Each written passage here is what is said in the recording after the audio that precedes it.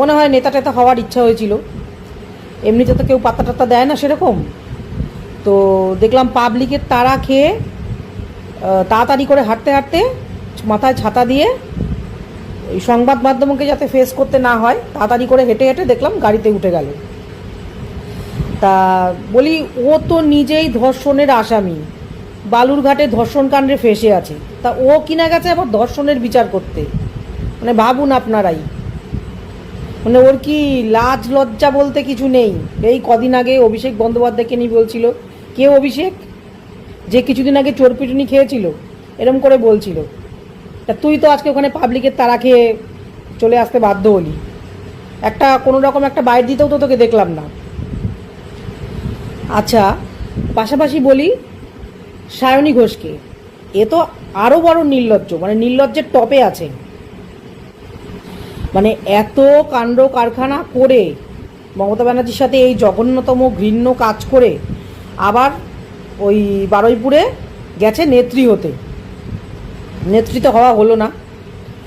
তা ওখানে গিয়ে আবার বলছে যে আপনারা যখনই ডাকবেন আমি আপনাদের পাশে আছি, ততবারই আমি আসবো। তা বলি, তোকে কে ডাকবে রে? তুই কোন হরিদাস পাল? তোকে ডাকার কি আছে এখানে? তুই কি বিচার করবি? এখন যারা সরকারে আছে, যে বিজেপি সরকার ক্ষমতায় আছে, মুখ্যমন্ত্রী দায়িত্ব নিয়েছে, সেটা যা ভালো বুঝবে তিনি তাই করবে। আমরা সাধারণ মানুষ, আমরা প্রতিবাদ করতে পারি, আন্দোলন করতে পারি, এর বেশি আমাদের কিছু করার নেই। যে সরকার ক্ষমতায় আছে তারা যেটা করবে সেটাই হবে। তা তুই কোন হরিদাস পাল? আবার বলছে মুখ্যমন্ত্রীর সাথে আমি কথা বলবো, গায়ে মানে না আপনি মোড়ল। তা বলি, নির্লজ্জতার কি একটু সীমা নেই? গেছিলিস, নাচতে নাচতে দিল তো পাবলিক চেটে, একদম আপাতমস্তক চেটে দিল। যাচ্ছা তাই ভাষায় তো মানে বললই, লাগাও সায়নী, তারপরে চোর, বেঈমান, এইসব শুনে বাড়ি আসলি।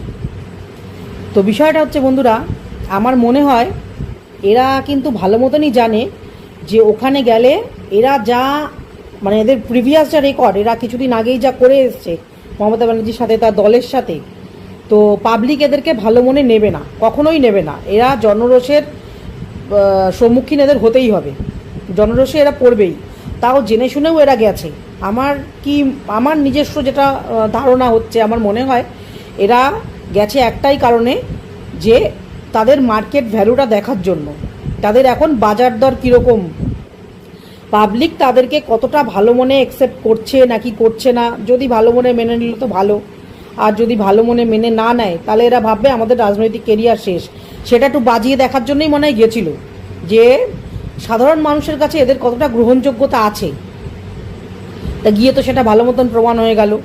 জবরদস্তি করে কিন্তু কোনো কিছু হয় না।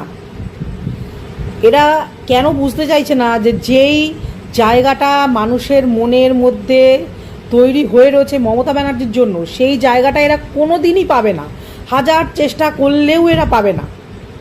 এরা কেন এখনও বুঝতে চাইছে না, এটাই আমি বুঝতে পারছি না। সেই তো গেলি, কি হলো, মানুষ তো আপাদমস্তক পুরো চেটে দিল। তো এর জন্যই বলি, আর এই কি বলে, বালিশকেও বলছি, এই জন্য বেশি বাড়াবাড়ি ভালো না। যে কোনো দলের, সে যে দলই হোক না কেন, সিপিএম, কংগ্রেস, বিজেপি, তৃণমূল, যে দলই হোক না কেন, কারোরই অতিরিক্ত উদ্ধত্ত, অতিরিক্ত বাড়াবাড়ি কিছু ভালো নাই। বালিশ কিছুদিন ধরে খুব বার বেড়েছিল, এখন লোকের কাছে কেমন অপমানটা হলি, এবার দেখ কেমন লাগে।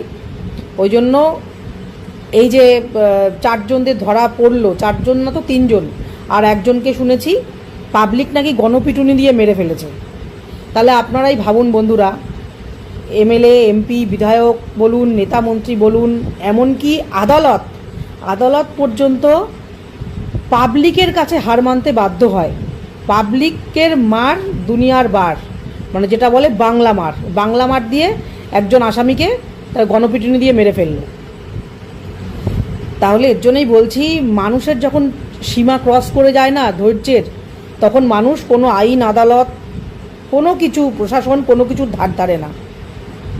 এই জন্য আবার বলছি সবার উদ্দেশ্যেই, যে বেশি বার ভালো না। বেশি উড়তে গেলে পাবলিক কখন টানা ছেটে দেবে টেরও পাবেন না। শুভেন্দু বাবু, আপনার কাছে আমার একটা আর্জি আছে। আপনার নামে আমি একটা কথা বলছি, আপনি যে প্রতিশ্রুতি দিয়েছিলেন করতে পারেননি, কিছু করতে পারেননি, সাথে মুখেই খালি ভাওতাবাজি। অভয়ের মার কেসটা আজকে আপনি জিতার পরে 2 মাস হয়ে গেল, সুরাহ হয়েছে? কোনো হয়েছে? অভয়ের মা এখনো সুরাহ পায়নি। যে অভয়কে যেভাবে নির্মমভাবে হত্যা করেছিল, যারা খরচা হয়েছে, কেসটা চাপা পড়ে গেছে। গদিতে বসে পড়েছেন না, গদি পেয়ে গেছেন। গদির পাওয়ার আগে অনেক কথা বলেছেন যে এই রাজ্যে যারা ধর্ষণ করবে সকালে ধরবো, বিকেলে খরচা হয়ে যাবে। 7খানা ধর্ষণ হয়ে গেছে নির্মমভাবে। এই যে দেখছেন তো সোনারপুর কি হয়েছে, বিজেপির এক ছেলে থানা থেকে ছাড়িয়ে নিয়ে এসছে দাদাগিরি দেখিয়ে। যে ছেলেটা ছাড়িয়ে নিয়ে এসছে তাকে খরচা করেছেন? করেননি। যারা করেছে তাদেরকে খরচা করেছেন? করেননি। আপনার দ্বারাই কিচ্ছু হবে না। যারা প্রতিবাদ করবে তাদের শুধু তাদের উপরে টর্চারিং হবে, এইটাই, আর কিচ্ছু না। পুলিশ 90%, সত্যি পুলিশ 90% নেতাদের গোলাম, এটা বোঝা যাচ্ছে। টিএমসির আমল থেকে না, সিপিএম কংগ্রেসের আমল থেকে। এদের খালি কি গদি বাঁচানোর জন্যে, যে ট্রান্সফার হও না। এরা পরীক্ষা দিয়ে চাকরি পাওয়ার যোগ্য না এসব পুলিশরাও। এটা যদি আপনার জায়গায় আমি হতাম না, এতক্ষণ সত্যি খরচা হয়ে যেত সব, পালানোর জায়গা পেত না। ওই বাবা মার সামনেই তাকে খরচা করে দিতাম, যাতে দ্বিতীয়বার কেউ এরকম খারাপ কাজ না করে। বাবা মাকে বলতাম তাকিয়ে থাকো, ছেলে খরচা হবে এখনই। এই 2বার মতন করতাম, টাইম নিতাম না। বুঝতে পেরেছেন? তা বলি, ন্যায় বিচার করুন। এই যারা ধর্ষিত হয়েছে যেসব মেয়েরা, এ তো আপনার কষ্ট না, এর বাবা মা কষ্ট পাচ্ছে। তাই যেগুলো করতে পারবেন না সেগুলো বলবেন না। ভালো লাগে না সত্যি শুনতে, কান পচে গেছে। বলছি তো যে অন্যায়ের বিরুদ্ধে আমি রুখে দাঁড়াবো, সে যেই হোক না কেন। আবারও বলছি বাবু, শুভেন্দু বাবু, খরচা যদি করতে হয়, তাই এই যে মেয়েটাকে নির্মমভাবে হত্যা করেছে, যদি আপনি কালকের মধ্যে না পরশুদিনের মধ্যে খরচা করতে পারেন, যে ছেলেটা থানা থেকে ছাড়িয়ে নিল তাকেও যদি খরচা করে দিতে পারেন, তাহলে ভাববো আপনি একটা ভালো মন্ত্রী।